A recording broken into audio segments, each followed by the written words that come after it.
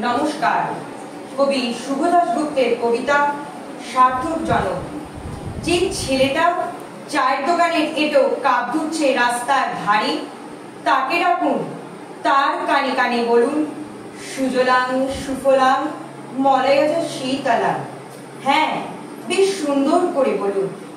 যে মেয়েটা চাকরির নাম করে বনগাঁ কিংবা চাকদা থেকে রোজ সকালের ট্রেনে সেজে গুজে শহরে আসছে শরীর বেচে চাল ডাল নুন কিনতে, তাকে ডাকুন, তার কানে কানে সুরেলা কণ্ঠে বলুন, সার্থক জনম আমার, জন্মেছি এই দেশে।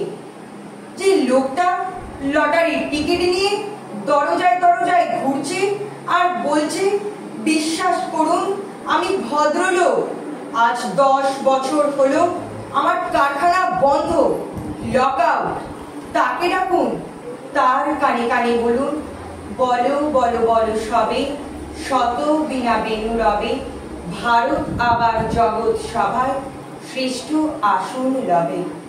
রাতের আকাশ কাঁপে, অঝোর ধারায় বৃষ্টি নামলে যে মা আজ লণ্ঠন হাতে টালির ঘরের দরজায় ঠায় দাঁড়িয়ে থাকেন তার খোকন ফিরে আসবে বলে, যে খোকনকে এমনই এক বর্ষার উন্মত্ত রাতে কালো গাড়ির পুলিশ ডেকে নিয়ে গিয়েছিল, আর পরদিন বরানগরের রাস্তায় ভোরের ঘুম ভাঙা কুকুর প্রথম দেখেছিল যার গুলিবিদ্ধ রক্তাক্ত লাশ, সেই মাকে ডাকুন, তার কানে কানে বলুন, हम बुलबुली है इसकी ये गुलसीता हमारा, सारे जहां से अच्छा हिंदुस्तान हमारा।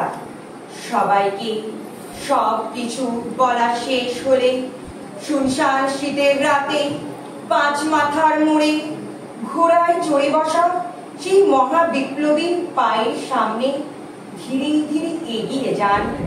ফাঁকা রাস্তায় রাতের বাতাসে কান পাতুন, শুনতে পাবেন সেই বিপ্লবী পুরুষের বজ্র কণ্ঠ, আমি তোমাদের কাছে রক্ত চেয়েছিলাম তোমাদের স্বাধীনতা এনে দেব বলে, আমি পারিনি, কিন্তু আমি আমার সমস্ত জীবন উৎসর্গ করেছি।